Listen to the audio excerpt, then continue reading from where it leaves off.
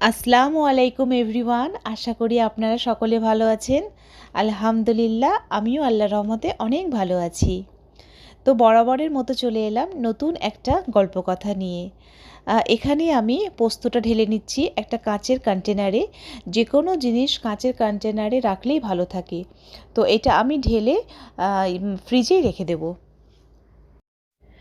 আজকে আমি আপনাদের সাথে শেয়ার করব সর্ষে পাবদা। তো ফুল রেসিপি আপনাদের সাথে শেয়ার করব। আশা করি আজকের ভিডিওটি আপনাদের ভীষণ ভালো লাগবে। তো আজকে আপনি আমাদের সঙ্গে থাকুন, দেখতে থাকুন। ইউটিউব হচ্ছে এমন একটা প্ল্যাটফর্ম যেখানে আমরা আমাদের মনের কথা, ইসলামিক বিষয়, সাংসারিক জীবন ছোট ছোট গল্প আকারে শেয়ার করতে পারি এবং এইগুলো দেখে অনেক মানুষ উপকৃত হন। এটা হচ্ছে আমার লাইফস্টাইল ব্লগ। তো এগুলো দেখে অনেক মানুষ অনেক কিছু শিখতে পারে। শেখার কোনো বয়স হয় না। আর সবাই যে সব কিছু জানবে সেটাও না। তো মানে এই ভিডিওগুলো দেখে চেষ্টা করি যাতে মানুষ সব কিছু আর কি শিখতে পারে, জানতে পারে। আমরাও অনেক কিছু জানি না, আমরাও ইউটিউব দেখে অনেক কিছু শিখতে পেরেছি এবং জানতে পেরেছি। চলুন এবার আসা যাক মূল কথায়। এরপর আমি একটা মিক্সি নিয়েছি, সাদা সর্ষে। সেটা আমি আপনার যেরকম মাছ আছে তো সেরকম পরিমাণ অনুযায়ী নিয়ে নেবেন সাদা সর্ষে। আর ওর থেকে একটু কম নেবেন কালো সর্ষে, কারণ কালো সর্ষে বেশি দিলে সেটা মানে তেতো হয়ে যায়। তো আপনাকে পরিমাণটা কিন্তু ভালোভাবে জানতে হবে। তো এখানে আমি সাদা সর্ষে নিয়েছি, আপনারা দেখেছেন। আর একটু কম নিয়েছি কিন্তু কালো সর্ষে। আর এখানে নিয়েছি পোস্ত। কালো সর্ষেটা আপনারা সবসময় একটু কম নেবার চেষ্টা করবেন, নাহলে তেতো হবে। আর একটা ছোটো টিপস দিচ্ছি, এর সাথে আপনি কাঁচা লঙ্কা আর নুন দিয়ে যদি মিক্সড করেন, মানে ব্লেন্ড করেন, তাহলে কিন্তু মানে তেতো হয় না জিনিসটা। তো আমিও সেটাই করব। এখানে আমি একটু কাজুও নেব আর আলমন্ডও নিয়ে নেব। আপনি চাইলে নিতেও পারেন, আবার চাইলে স্কিপও করতে পারেন। তো আমি এখানে কাজুও নিয়েছি, আলমন্ডও নিয়েছি। তো এখানে আমি পাবদা মাছগুলো নুন হলুদ দিয়ে ভালোভাবে মাখিয়ে নেব এবং ভালোভাবে একটু ফ্রাই করে নেব। যেহেতু এটা আঁশ ছাড়া মাছ আছে, তো এগুলো কিন্তু একটু বেশি ফাটে। আমার তো কোনো এক্সপিরিয়েন্স ছিল না আগে। আমি একসময় ট্যাংরা মাছ ফ্রাই করেছিলাম, যখনই ভাজতে গেছি এমনভাবে ফেটে আমার আর কি আমার স্কিনে আর কি মুখে ফেসে আর কি পড়েছিল। তো অনেক জায়গায় ফোসা ফোসা পড়ে গেছিলো। তখন আমার অতটাও আইডিয়া ছিল না। তো সেটা সেই জন্যে আমি সবসময় লিড রাখার চেষ্টা করি। লিড এখানে আমি কিছু পরিমাণে অল্প পরিমাণে আলমন্ড অ্যান্ড কাজু দিলাম। আপনি চাইলে অবশ্যই কিন্তু স্কিপ করতে পারেন। আমি এটা আপনাদেরকে দেখাচ্ছি, আপনি দিতেও পারেন আবার নাও দিতে পারেন।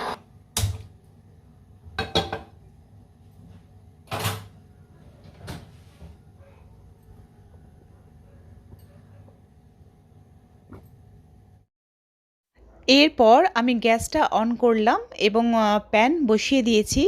প্যানটাকে আপনাকে বেশ ভালোভাবে কিন্তু হিট হতে হবে, গরম করবেন এবং তেলও যেন গরম হয়। তেল যদি বেশ ভালো গরম হয় তাহলে কিন্তু মাছগুলো মানে ইয়ে লাগবে না, সেটে যাবে না। তেলও গরম থাকে আর কড়াইও যেন গরম থাকে, তাহলে মাছগুলো কিন্তু লাগবেও না, বেশ ভালোভাবে ফ্রাই হবে। যেহেতু আমার আগে এরকম ভুলভাল অনেক হতো, তাই আমি আপনাদেরকে মানে এই কথাগুলো বলছি। তো এখানে আমার কড়াইটা পুরোপুরি একদম হিট ছিল এবং তেলটাও ভীষণ ভালোভাবে গরম হয়ে গেছিলো। তো সেই জন্যেই আমি আপনাদেরকে বলছি। তো এখানে মাছগুলো বেশ ভালোভাবে আমার ভাজা হয়ে গেছে। এরপরে আমি একটা একটা করে মাছগুলোকে তুলে নেব এবং আপনারা দেখেছেন আমি কিন্তু লিড অবশ্যই ব্যবহার করেছি।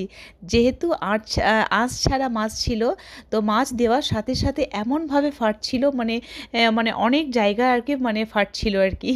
তো সেই জন্যে আমি লিডটা ব্যবহার করেছি। আমার কাছে মনে হয় একটা মেয়ের জীবনে, মানে মেয়ে বলবো না, নারী পুরুষ নির্বিশেষে ফার্স্ট প্রায়োরিটি কিন্তু ইসলাম হওয়া উচিত। তো আমার কাছে মনে হয় একটা মেয়ের জীবনে ফার্স্ট প্রায়োরিটি তার সংসার, তার সন্তান, তার ফ্যামিলি। এগুলো যদি ম্যানেজ করে একটা মেয়ে যদি কিছু করতে চায়, তাহলে ক্ষতি কী? করুক না, তাতে তো কোনো অসুবিধা নেই। সব কিছু সামলে একটা মেয়ে যদি কিছু করতে চায় তাতে করুক। এরপরে তেল আমার গরম হয়ে গেছে। এরপরে আমি কালো জিরের ফোড়ন দেবো। কালো জিরে ফোড়ন দেওয়ার সাথে সাথে একটু কাঁচা লঙ্কাও দেবো, কারণ কাঁচা লঙ্কার ফ্লেভার আলাদা হয়, শুকনো লঙ্কারও ফ্লেভার আলাদা, এবং যে পাউডার লাল মির্চ তারও ফ্লেভার আলাদা। মানে 3 ধরনের লঙ্কার 3 রকমের ফ্লেভার হয়। তো এরপর আমার বেশ ভালোভাবে এটা একটুখানি মানে একটু লাল হয়ে গেছে। তারপরে আমি টমেটো মানে মানে আমার যতগুলো মাছ আছে সেই অনুযায়ী আমি দুটো টমেটো নিয়েছি, বড় বড় সাইজের দুটো টমেটো নিয়েছি। আপনারা টমেটোটাকেও কিন্তু স্কিপ করে যেতে পারেন। আমার মনে হয়েছে আমি দিই, সেই জন্যেই আমি টমেটো দিয়েছি। এখানে টমেটোকে ভালোভাবে কষিয়ে নিয়েছি। এরপরে আমি একটু হলুদ দিলাম, যাতে টমেটোর যে কাঁচা স্মেল আছে সেটা যেন না থাকে। তো একটু ভালোভাবে কষিয়ে নিতে হবে। হলুদের পর আমি স্বাদ মতো নুন দিয়েছি। যেহেতু আমি ফ্রাইয়ের সময়ও মানে মাছের সাথে নুন দিয়েছিলাম, এখানেও ঠিক আপনাকে নুনটা আন্দাজ মতো করে দিতে হবে। এখানে আমি অল্প সামান্য আদা পেস্ট দিয়েছি, কিন্তু আমি রসুন দিইনি, আদাটা দিয়েছি। আমি যেইভাবে করি সেইভাবেই কিন্তু আপনাদেরকে আমি দেখাচ্ছি। এরপরে যে পেস্টটা করেছিলাম, যে 2 রকমের সর্ষে ছিল, কাঁচা লঙ্কা ছিল, আলমন্ড ছিল, কাজু ছিল, এই যে পেস্টটা ছিল এরপরে আমি দিয়ে দেবো। তার আগে কিন্তু আমি যে টমেটো পেস্ট বা হলুদ ছিল সেটা আমি ভালোভাবে কিন্তু কষিয়ে নিয়েছি, যাতে কোনো রকম যেন কাঁচা স্মেল না থাকে। তারপরে আমি এটাকে দিয়ে বেশ ভালোভাবে কষিয়ে নেব, যাতে কোনো রকমের কাঁচা গন্ধ না থাকে, আদা রসুনেরও যেন আদার যেন গন্ধ না থাকে। আমি তো রসুন দিইনি। আপনারা চাইলে আপনি টমেটোটাকেও স্কিপ করতে পারেন, আপনি চাইলে আলমন্ড এবং কাজুটাকেও স্কিপ করতে পারেন, এগুলো ছাড়াও কিন্তু ভালো হয়। কিন্তু আমি যেইভাবে করি সেইভাবেই আপনাকে দেখালাম। আমার কাছে আজকে টমেটো ছিল তাই আমি টমেটো দিয়েছি, যদি না থাকতো তাহলে আমি দিতাম না। আমার কাছে কাজু আমন্ড ছিল তাই আমি দিয়েছি। কখনো কখনো এমনও হয় যে থাকে না, তখন আমি দিই না। আমার কাছে ছিল বলেই আমি দিয়েছি। এরপর ভালোভাবে মশলাটাকে কষিয়ে নেব। কষানোর পরে আমি এবার মাছগুলো দিয়ে দেব। মোটামুটি আমার কমপ্লিটের দিকে রান্নাটা। মাছটা দিয়ে একটুখানি পানি দিয়ে একটুখানি নাড়াচাড়া করলেই আমার কিন্তু সর্ষে পাবদা হয়ে যাবে। লাস্টে আমি একটু, আমার কাছে ধনেপাতাটাও ছিল, হ্যাঁ, তো সেই জন্যে একটু জাস্ট ভালো দেখাবে গার্নিশের জন্যে আমি একটু ধনেপাতাটাকে কুচি কুচি করে কেটে ওপরে দিয়ে দিয়েছি। এবং আমি দেখলাম যে একটু ঝালটা আমার মনে হয়েছে একটু কম হয়েছে, তাই আমি ওপর থেকে 2-1টা কাঁচা লঙ্কাও দিয়ে দিয়েছি। তো আপনারা যেটা ভালো বুঝবেন, স্বাদ অনুযায়ী লঙ্কা, স্বাদ অনুযায়ী নুন, এটা আপনারা দিয়ে নেবেন। এবং সর্বশেষে যেটা আমি করব সেটা হচ্ছে আপনার যেটা মূল মন্ত্র, সেটা কিন্তু যে আসল যেটা টেস্ট আপনার বাড়ায়, সেটা একটা জিনিস আছে, সেটা কিন্তু আপনাকে দিতেই হবে। আর সেটা হচ্ছে কি, বলুন তো কি, গেস করুন। সেটা হচ্ছে অবশ্যই কিন্তু চিনি। চিনি ছাড়া চলবে না। আমি দিয়েছি আপনাদের চিনি, আপনারা দেখেছেন। লাস্টে কিন্তু আপনাদেরকে পরিমাণ অনুযায়ী কিন্তু চিনিটা অবশ্যই দিতে হবে। এই যে আমি একটা কন্টেনারে করে তুললাম মাছটা, সেটা হচ্ছে যে বাবুর্চি যে চাচা আছে না আমাদের, যে বাবুদেরকে যে আরবি ম্যামটা পড়ায়, ওনারই হাজব্যান্ড যে চাচা আছে, বাবুর্চি চাচা, উনি নাকি পাবদা মাছ খেতে ভীষণ ভালোবাসে। তো আমি ওনার জন্যে আর কি মানে আরবি ম্যামকে দিলাম যে উনি চাচাকে দেবেন। তো এইভাবে আমার রান্নাটা আমি আজকে কমপ্লিট করলাম। প্রপার তারিকায় আমি আপনাদেরকে রান্নাটা দেখিয়েছি। রান্নাটা কেমন হয়েছে প্লিজ কিন্তু আমাকে অবশ্যই কমেন্ট করে জানাবেন। তো এরপরে আমি সমস্ত কিছু অফ ক্যামেরায় সব কিছু করে নিয়েছি। এটা আমি দেখাচ্ছি কাপড় গোছানো, কারণ এটা হচ্ছে 2 দিনের কাপড়। বেশ রোদ হয়েছিল, তো সেই জন্য আমি 2 দিনের কাপড় ভালোভাবে শুকিয়ে গেছে। তো এবার আমি কাপড়গুলোকে ভালোভাবে গুছিয়ে নেব। কারণ কয়েকদিন আগে বৃষ্টি হচ্ছিল, কাপড়গুলো দেওয়া হয়নি। তো 2-3 দিন যা রোদ বেরিয়েছে, কাপড়গুলো ভীষণ সুন্দরভাবে মানে শুকিয়ে গেছে। তো 2-3 দিনের কাপড়ই আমি আজকে গোছাচ্ছি। দেখুন আমার সমস্ত কাপড় গোছানো হয়ে গেছে। অনেকটা কিন্তু টাইম লেগেছে গোছাতে গিয়ে। যে যার কাপড় আলাদা আলাদা আছে। এবার আমি যার যার কাপড় তার মানে ওয়ার্ড্রবে গিয়ে রেখে দেব। আমার পুরো সন্ধেটাই আর কি চলে গেছে কাপড় গুছাতে গুছাতে চলে গেছে। তো অনেকটা কাপড় ছিল, তো একবারে তো কাজ মানে প্রত্যেক দিনের কাজ বা একটু একটু করে করে রাখলে সেটা হয়ে যায়। কিন্তু আমার কাজটা 2 দিনের হয়ে গেছিলো বলে কাপড়টা তাই একটু বেশি হয়ে গেছিলো আমার ওপর, মানে টাইমটাও লেগে গেছিলো অনেকটাই। তো আমি চেষ্টা করি যে কাজটা যখনের কাজ অল্প অল্প করে সেরে নেওয়া, না হলে ঠিক এইটাই হয় যে একসাথে অনেকগুলো কাজ হয়ে যায় আর ভালো লাগে না। তো এখানে আমাদের একটা মানে নিউ নেবার এসেছে, নতুন মুসলিম নেবারই এসেছে। তো